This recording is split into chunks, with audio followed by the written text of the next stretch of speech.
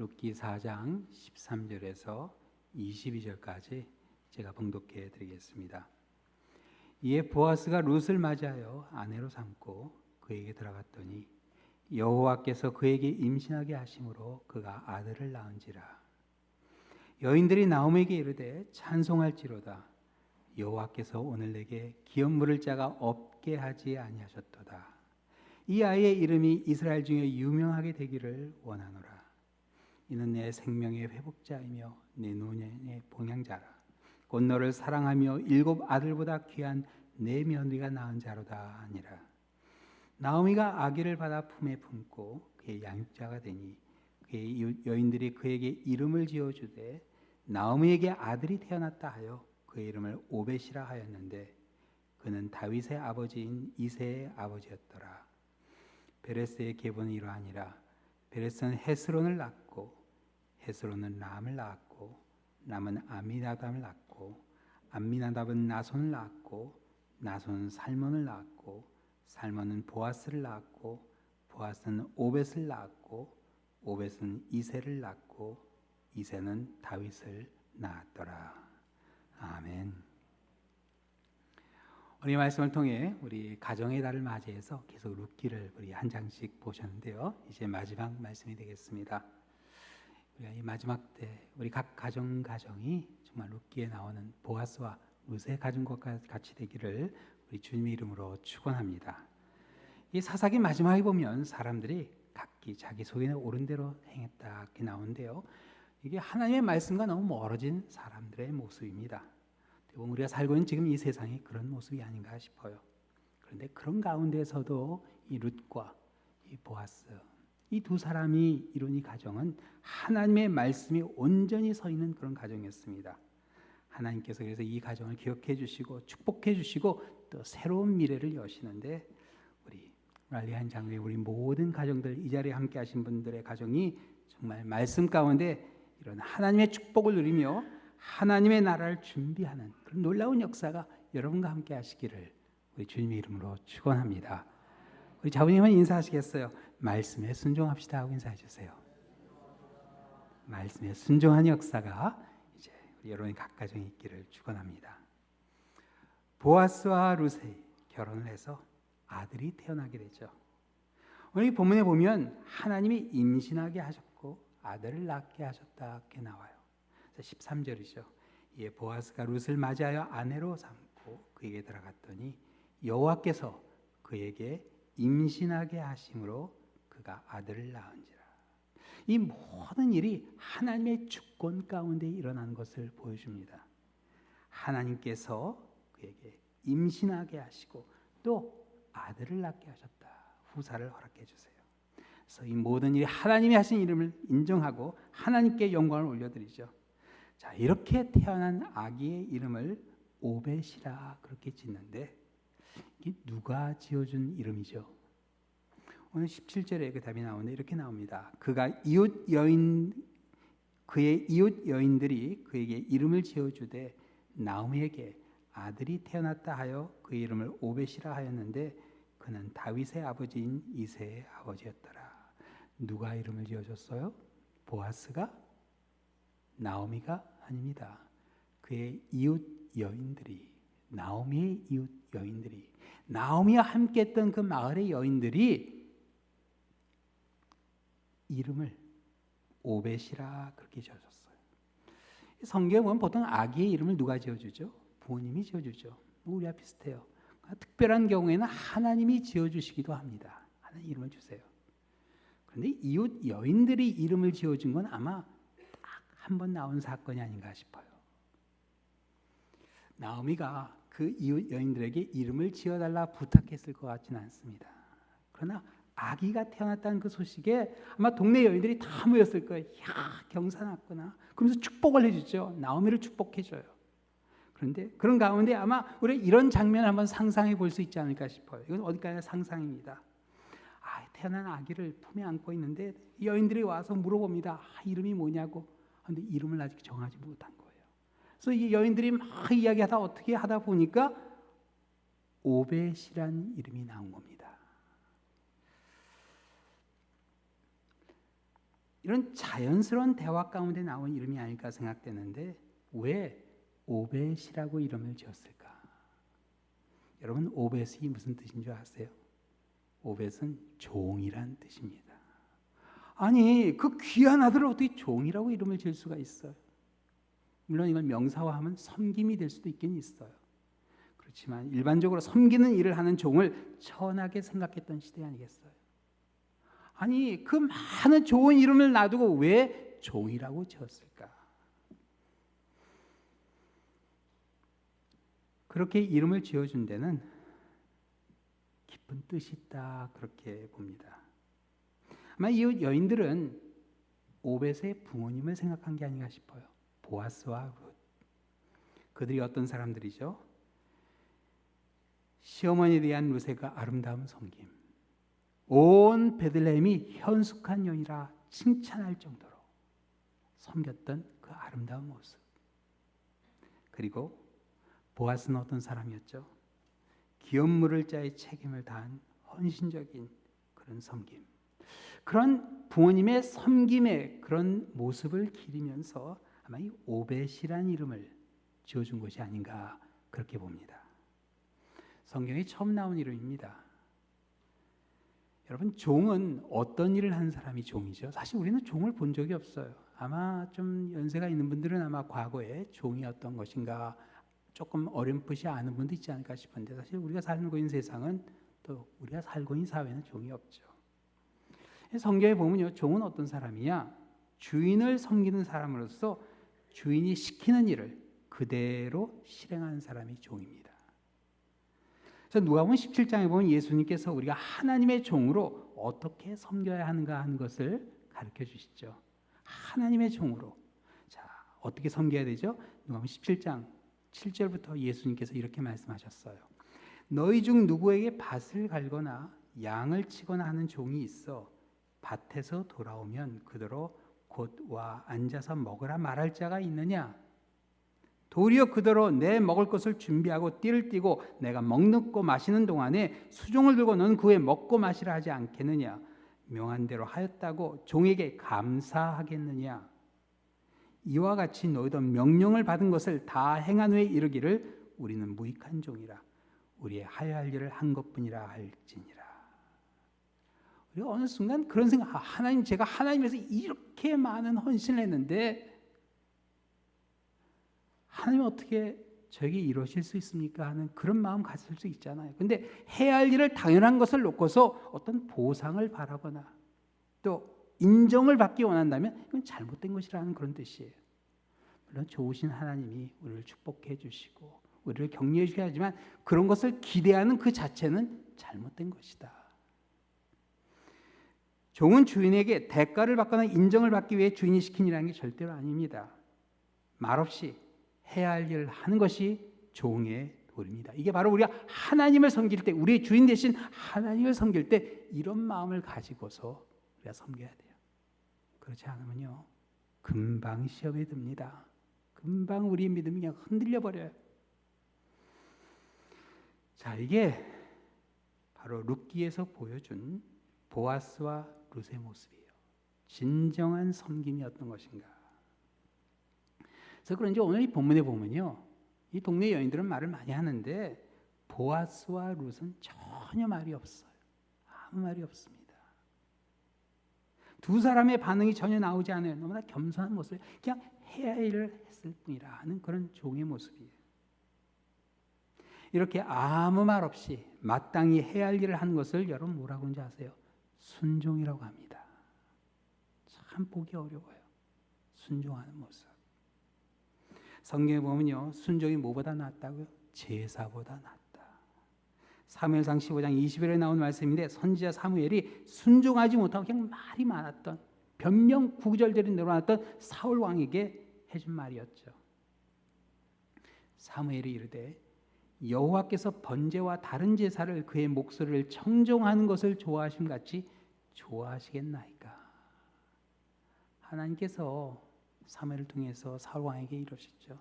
아말렉 족속을 다 진멸하라고. 그러나 이 사울이 가만히 보니까 양과 소이 너무 좋은 거예요. 그래서 그걸 살려두고 나서 나중에 들키니까 뭐라 하냐? 이거 하나님께 제사 드리기 위해서 이건 남겨뒀다고 그런 변명을 하게 돼요. 그랬을 때 사무엘이 이야기를 해준 겁니다. 순종이 제사보다 낫고 듣는 것이 수양의 기름보다 나으니 순종이 제사보다 낫다.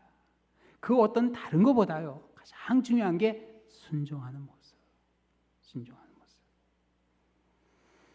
하나님의 목소리를 청종하지 않고 각자 자기 소견에 옳은 대로 행했던 시대 사람들과는 달리 룻과 보아스는 아무 말 없이 하나님의 말씀에 그대로 순종하는 성숙한 믿음을 보여줍니다. 룻은 부모를 공경하라는 계명을 그대로 순종하죠. 보아스 또한 자신보다 룻에게 더 가까운 기업 물을 자가 있음을 알고 어떻게 하죠? 1.1도 빠뜨리지 아니하고 하나님의 말씀을 그대로 순종하죠. 하나님의 일에 순종하는 일은 이렇게 평범한 일상에서 하는 일입니다. 평범한 일상에서 매일 일어나는 그 일과 가운데 우리가 하나님께 순종할 수 있어야 돼요. 우리가 매일 큐티인 가지고 이제 교재 가지고 큐티를 하죠. 벌써 이제 시작한 지 1년이 돼 갑니다. 2년이 돼 가죠. 근데 이 큐티인 말씀은요. 다른 것이 아니라 그냥 일상에서 하나님의 말씀에 순종하기 위한 것이에요. 내 경험, 내 상식에 의해서 내 판단에 의해서 결정을 내고 행동하기보다 그날 읽은 그 말씀을 묵상하면서 하나님은 이렇게 하길 원하시는구나. 그래서 조금씩 하다 보면은 우리의 삶이 하나님의 말씀으로 다듬어집니다. 그리고 하나님의 말씀 가운데 우리의 미래가 펼쳐지게 되는 거예요. 그게 말씀에 순종하는 삶입니다. 이렇게 하나님의 말씀에 순종할 때 하나님께서 우리에게 말씀하셨죠. 하나님을 사랑하고 이웃을 사랑해야 된다고. 이웃을 어떻게 사랑해요? 우리 내 몸과 같이 사랑하라 그렇게 말씀하셨어요. 그래서 하나님 사랑, 이웃 사랑할 수 있는 그런 성숙한 신앙인의 모습을 우리가 갖추게 됩니다. 자, 마태복음 20장에 보면요, 예수님께서 세상에 오신 이유가 바로 그런 섬김을 위해서 오셨다. 그래서 어떻게 보면요, 우리가 이웃을 섬기는 그런 모습 가운데 하나님을 사랑하는 그 사랑이 담겨 있는 거예요. 그래서 예수님께서 이렇게 말씀하셨죠. 우리 한번 같이 읽겠습니다. 너희 중에 누구든지 으뜸이 되고자 하는 자는 너희의 종이 되어야 하리라.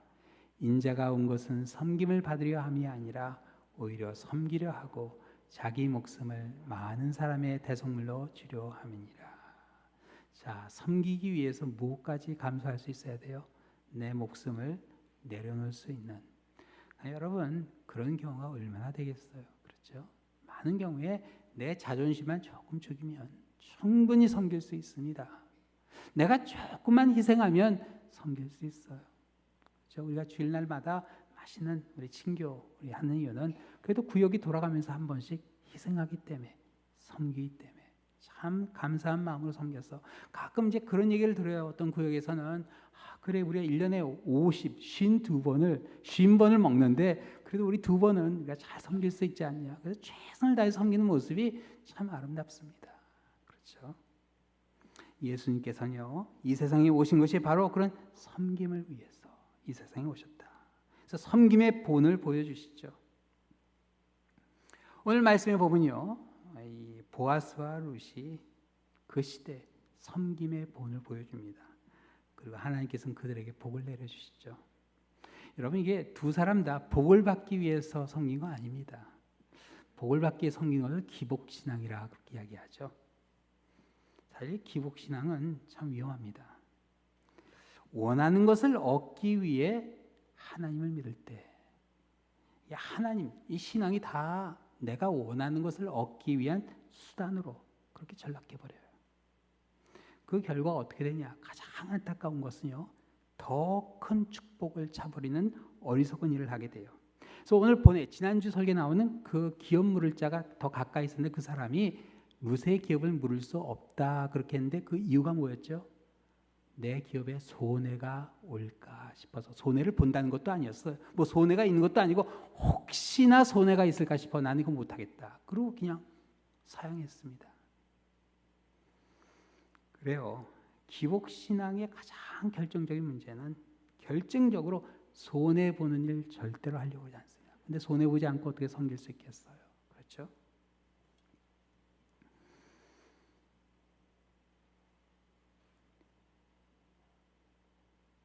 손해보지 않기 위해서 기업 무르기를 사용했던 그 아무개와는 달리 사실 보아스는요, 기업을 무름으로 인해서 모든 걸 다 잃게 되는 사람이었습니다. 이게 참 재밌어요. 룻은 자기가 뭘 얘기하는지 잘 모르고 얘기한 것 같아요. 그러나 보아스 입장에서요, 룻이 청혼을 해왔을 때, 내가 하나님의 말씀에 순종해서 이걸 하게 될 때 그 결과는 모든 걸 다 잃게 되겠구나 하는 걸 알고 있었습니다. 그걸 어떻게 알 수 있냐면요, 오늘 보면 마지막에 족보가 나와요. 참 재밌어요. 보아스가 룻의 시아버지 엘리멜렉의 기업을 무르기 위해서 룻과 결혼을 했는데 이 족보에는 보아스의 이름이 나옵니다. 그래서 보아스의 아들로 누가 나오냐면 오벳이 나와요. 근데 여러분, 그 족보를 쭉 보면 이제 보아스의 아들 오벳이 나오는데, 그러면 보아스에게는 다른 아들은 없었을까요? 이게 뭐냐면요, 룻과 결혼하기 전에 보아스의 기업을 물을 아들이 없었다는 겁니다. 다른 장자가 있었으면 보아스 그 다음에는 그게 족보면은 다른 아들의 이름이 올라가야죠. 근데 오벳이 올라갔다는 것은 아들이 없었거나 아니면 있었는데 죽었거나 둘 중에 하나예요. 이건 유대인의 전설입니다. 보아스가 룻을 만나기 전에, 그 타작마당에 가기 전에 아내의 장례식에 갔다 왔다는 그런 이야기가 있어요. 다 잃어버린 거예요. 기업도 없이.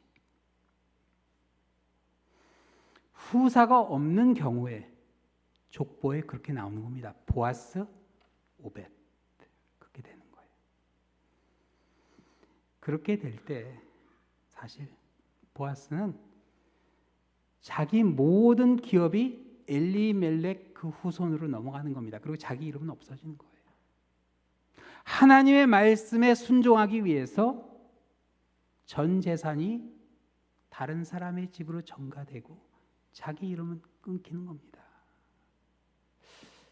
사실 그래요. 죽으면 죽으리라 했던 에스더,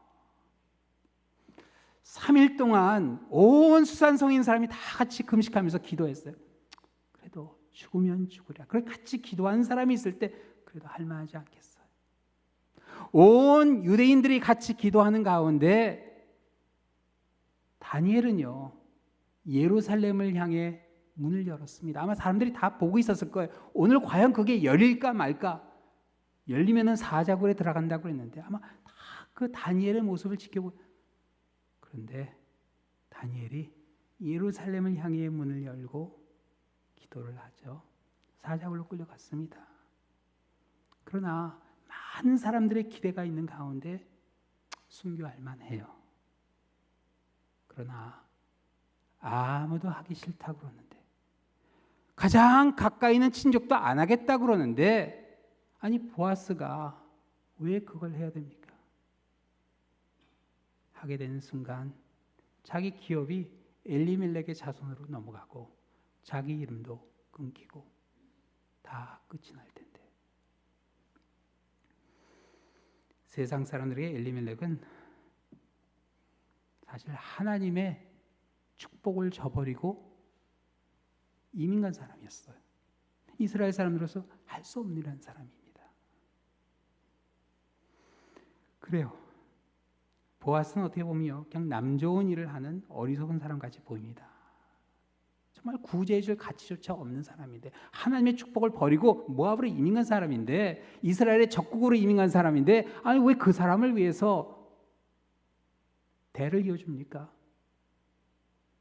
세상 사람들의 상식으로는 이해가 안 되죠. 그러나 왜 하나님의 말씀이니까. 여러분, 이게 중요한 거예요. 상식적으로 내 판단으로 내 경험으로 이게 안 되지만 하나님이 하라고 그러셨으니까 하는 겁니다. 각기 소견에 옳은 대로 했기 때문에 그 시대에 하나님의 말씀의 권위가 없었던 거예요. 아무도 하나님의 말씀에 순종하지 않았습니다. 그러나 보아스는요, 아무도 인정 안 해주지만 하나님의 말씀에 그대로 순종합니다. 누가 기억해 주시죠? 하나님이 기억해 주세요.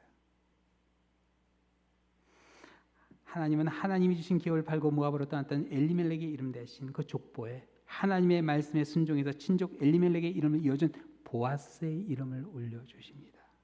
그리고 보아스의 아들 오벳에게는요, 보아스의 기업, 엘리멜렉의 기업 두 분깃을 허락해 주세요. 곱하기 2입니다. 하나님의 축복이죠. 근데 하나님의 축복이 여기서 멈추지 않았어요. 보아스는 앞으로 이스라엘에 세워질 다윗 왕의 조상으로 기억이 되고, 또 더 나아가 어떻게 되죠? 세상을 구원하실 앞으로 태어날 예수님의 조상으로 기억이 됩니다. 그래서 마태복음 1장에 보면 예수님의 족보에 보아스의 이름과 룻의 이름이 같이 나옵니다. 하나님이 기억해 주시는 게 중요한 거예요, 여러분. 하나님의 말씀에 순종한 자에게 주시는 하나님의 약속이요 축복입니다. 로마서 8장에 이런 말씀을 해주셨어요. 우리 한번 같이 읽겠어요. 하나님이 미리 아신 자들을 또한 그 아들의 형상을 본받게 하기 위하여 미리 정하셨으니 이는 그로 많은 형제 중에서 맏아들이 되게 하려 하심이라. 또 미리 정하신 그들을 또한 부르시고 부르신 그들을 또한 의롭다 하시고 의롭다 하신 그들을 또한 영화롭게 하셨느니라. 그 아들의 형상이 어떤 형상이죠? 아까 기억하시죠? 섬기는 모습. 그 섬기는 그 모습을 본받게 하시기 위해서 우리를 부르시고 부르신 우리를 의롭다 하시고 그리고 우리를 어떻게 해주세요? 영화롭게 해주세요. 이름을 기억해 주신다는 뜻입니다. 영화로운 건 다른 게 아니고 이름을 기억해 주시는 거예요. 여러분 계시록에 보면 눈물을 닦아주시는 하나님의 모습이 나오죠. 그 눈물이 어떤 눈물일까? 아마 보아스의 눈물이 아닐까 싶어요. 하나님의 말씀에 순종하기 위해서 내가 정말 먼저 희생할 때 나오는 눈물. 내가 나의 생명을 내려놓을 수 있는 기회가 있다면 그거 얼마나 귀한 거예요. 근데 뭐 생명까지는 아니더라도 우리에게 그런 결단의 순간이 있습니다. 자, 첫 교회 담임 목회할 때였어요. 창립 25주년을 이제 맞이하는데 교회가 이제 뭐 부임하자마자 이제 큰 행사죠. 하는데 그 맡으신 장로님이 뭐 이렇게 좀 이제 좀 이렇게 맡을 때 되게 좀 힘들어하셨어요. 그래도 교회에서 부탁해서 그 장로님 맡으셨는데 첫 모임에서 너무 마음이 상하신 거예요. 그래서 저희 사무실에 오셔서 목사님, 제가 목사님 부임하자마자 많이 도와드리고 싶은데 제가 도저히 좀 하기 어려울 것 같습니다. 제가 많이 나이도 많고 아마 좀 다른 분을 하면 좋겠습니다. 그렇게 말씀하시더라고요. 여러분 생각해 보세요. 이제 부임하자마자 이제 가장 큰 행사인데 맡으신 장로님이 갑자기 못 하겠나 그러시니 얼마나 난감합니까? 장로님께 무슨 말씀드렸어요. 장로님, 그래도 이건 장로님이 맡아주셔야 될 일이라고. 그 장로님이 정말 이렇게 눈물이 핑 도시더라고요. 정말 너무 좀 어려운 상황이었던 것 같아요. 제가 보기에는. 근데 그 장로님이 그 말씀하시더라고요. 목사님, 그럼 제가 해보겠습니다. 저는 그 순간이 하나님이 그래도 기억해 주시는 순간이라 믿습니다. 그 눈물 기억해 주실 거예요. 그렇죠.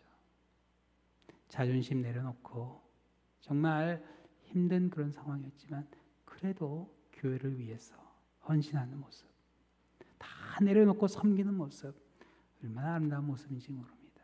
하나님께서 기대하시는 성도의 모습은 바로 그런 모습이 아닐까 싶어요. 그래요. 다 바쁘고 힘들고 어렵고 그럴 수 있어요. 그러나 그 순간 하나님 제가 해보겠습니다 했을 때 하나님께서 얼마나 기뻐하실까.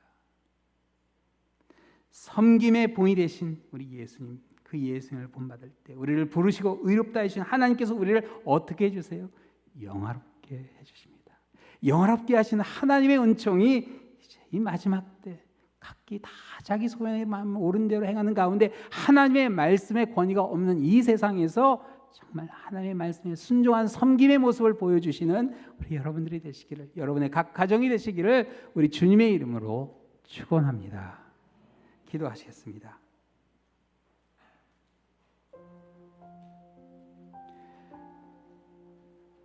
사랑의 하나님 아버지,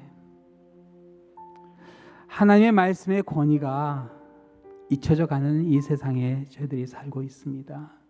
사사시대의 마지막에 일어났던 그런 너무나 가슴 아픈 일들이 뉴스에 매일같이 보도되는 가운데 그래도 이 시대 하나님의 말씀에 순종해서 섬기길 원하는 하나님의 그 기대가 있음을 잊지 않게 하여 주시고, 저희들 하루하루 비록 내가 있는 자리지만 그 자리에서 저희들 하나님의 말씀에 순종하게 해주시고, 때론 그 순종이 우리에게 어려움이 된다 할지라도 그 눈물을 기억해 주시고 우리를 영화롭게 하시는 하나님의 위로가 있음을 기억하며 말씀에 순종하는 놀라운 역사가 우리 각 가정을 통해 일어나게 하여 주시옵소서.